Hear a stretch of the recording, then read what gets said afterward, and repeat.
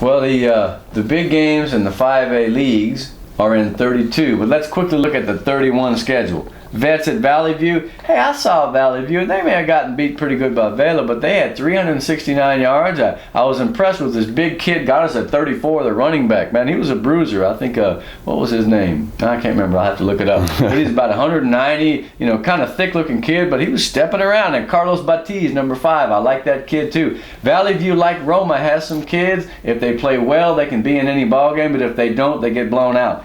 Vets at 2-1, they're hanging tough without Santos. Good effort. Yeah, and they've got talent. Mm-hmm. They've got more than enough talent to win. Yeah, we're talking about them maybe winning the district. Yeah, and I think with Coach Gilpin there, his offense, I like what they do. I mean, especially against Valley View. And Valley View played Vela tough for about a quarter and a half. And then it was like, like us, but Vela, man, look, Vela's on a roll. Yeah. Sherryland, a Pioneer. You know what? Pioneer, they're having a really good season for a first-year team. Yeah. But they're going against their. Sherryland's not going to take it easy. No, man. It's going to be much like Edinburgh. We did to Vela the first year that they played. 49-0. Yeah. But then the next year it was 51-0. Yeah. So it's going to be like that. And because Sherryland doesn't want to give any props. Rivalry here. Now Pioneer, the freshman team, I heard is pretty sick. Well, you got team, Coach Botice's son's on it, Coach Harris's son's on it. Is that right? Yeah, so they've got some guys coming up. You're like, okay, just wait a couple years, and we could. Get us now, sucker, I guess. Well, it might be ugly. You never know, though. Let's see what the Diamondbacks can do. And then the other game is Vela at Rio Grande City. I feel like Rio's been under the radar, man. They've had some big efforts and some poor efforts. They have to win to stay in the race. But Vela right now is scoring a lot of points, and they're making a lot of big plays.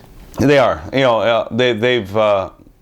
They beat up on everybody that they're supposed to. Yeah. They haven't done that thing where a lot of teams play down to their competition.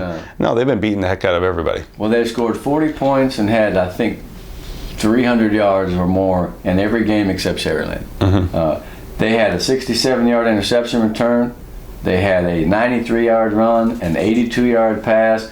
Eddie Luna caught the pass. John Trevino, 14, my boy, the linebacker, he's a big, solid kid, and he'll knock your head off, man. And he had an interception return, and he had a convoy of guys, and we were watching him go. We're like, come on, John, come on, John. It was one of those plays that lasted for about 10 seconds. It was rumbling, bumbling, bumbling. When he got through with that, he was so happy, but he was so tired. It was funny, man. It was great.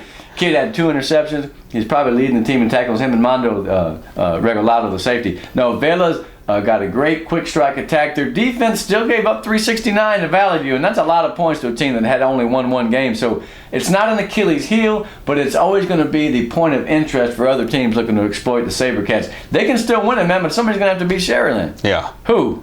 Forget it. No, not in that district. So, no. And so the battle for second, then Vets is hanging in there. They're both going to be a one-loss teams, I believe, when they play each other at Cat Stadium the last week of the season, and that will be for number 2. Yeah. Unless something crazy happens. And right now we're in positioning time for these schools. That's right. You don't want to be in 3rd or 4th because you're going to get, you know what, even in 32-5A, the 3 and the 4s are still going to be a tough out. Right, yeah, and we're going to talk about them in 3-2-1. Yeah. Now, Mercedes at PSJA. The Tigers got out to that big lead. Brandon Gutierrez. Only Carlos can say it that well. He has that great pronunciation to Espanol. I'm trying. Brandon Gutierrez. That's not bad. Yeah. Kickoff return. Caught a pass for a touchdown. It's 1 minute into the game. It's 14-0. Good gracious. Yeah, and they're going against a PSJ team who's licking their wounds right now because they lost to Donna last week. Donna beat them 14-7, one of them 1970 scores, right? The Bears are surprising, man. Right when you think they've reached the pinnacle and are ready to claim the ring, they fall. Yeah. So they're 2-2. There goes Donna. We said Donna this and that. Hey, man, they're 2-2 as well. They're right in it. So Mercedes at PSJA. You don't have to win if you're the Bears because they still got 2 games after that. But you don't want to go under 500 in district, man. You want to get that second place. Yeah. Hey, you remember, you don't want to play Sherryland either or Vela. Yeah, that's right. So, but you know what? I like Mercedes' chances in this game. They just got to put together a full, complete game. I mean, because you can't get that big lead and just kind of sit on it. Somebody's going to come back and beat you. Here's what I have to say about Mercedes. Outstanding group, a few injuries. They cannot rush for, 34 yards in the game like they did against that Couch. You can't keep doing that and win the game. I don't care how many yards you pass for. You got to get 80 to 100 yards just to keep the other team off balance, man. Yeah, that way you can set up the play action. That's you can set up your bubbles. But God, Precious, man, he's accurate. He throws hard slants and outs and deep balls. He's really good, man. He really is. And a lot of people they're trying to find faults in him because he's a big guy playing quarterback. Yeah.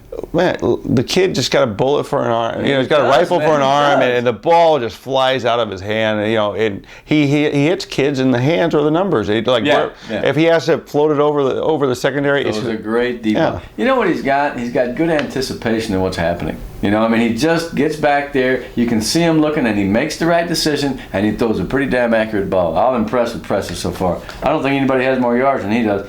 Ed Couch and PSJ Southwest is a heck of a game. Ed Couch came back, man. They fought their way back in it. They almost had a strip at the end of the game inside the 20 that they could have gotten the ball back. Who knows what would have happened. They had a pass by Chon Hernandez, a catch that was ruled not a catch. In other words, they came pretty close to winning that game. They did not. Now they have PSJ Southwest. Both are 3-1. Yeah, and both need this win.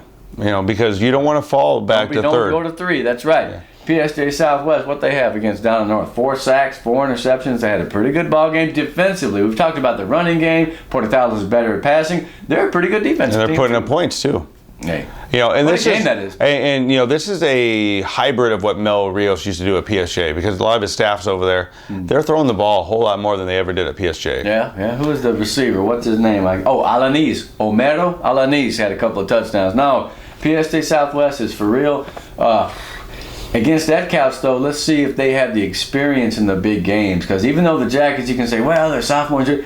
That program itself is used to swaggering into big games and saying, here we are. This is very important for PSJ Southwest. The good thing is, for PSJ Southwest, they're playing at home. So, there's a little bit of, that's a home field advantage. Yeah. Of course, Ed Couch is going to bring the whole town. So. Yeah, I know, exactly. They'll zip up the tent. Zzz, okay, let's go. Yeah. Well, that's a good week in that district. I still cannot tell you. I believe See, San Benito, or Mercedes, is in the same place San Benito is. We're the only one of the few teams that are undefeated in district right now. Of course, McAllen and Memorial are too. We don't have a lot of undefeated teams this year. We have a lot of parity, man. That makes it fun. That means any week you don't know who's going to beat whom. Yeah. I'm not going to say that it's enjoyable seeing some of those years when we have like those marquee big teams, but it's good. But it's good because you can go to a game and you don't know who's going to win. Who in the world would have picked Edinburgh over PSJ Memorial? I looked in the paper and nobody did. I don't think I would have, and I'm half a homer there. You know what I'm saying? So it depends on what you're looking for in the season, right? I've become a little bit less worried about do we have a great team is going to go 3 deep, and I've become more concerned with is it solid play, are they competitive games, is it exciting, do we come down to the 8th and 9th and 10th week able to say, and 5 teams still have a chance, right? So I guess it again just depends on what floats your boat, or if you have a boat for that matter. Well, when we come back, what are we going to do? How about a little overtime? Yeah, let's talk about some QBs. The foul stints of overtime hangs in the air. Hey man, go to the ball games. If you want to watch this extra thing, we usually have fun with it. We're through with the running backs, moving on to the quarterbacks. And you let us know out there if you're getting bored with this. We can start doing some magic tricks or bringing some, some hamsters or something like that. Who knows? I'm an Apollo Mel dancer. I can dance. Oh boy. On that note, let us go away forever. Goodbye.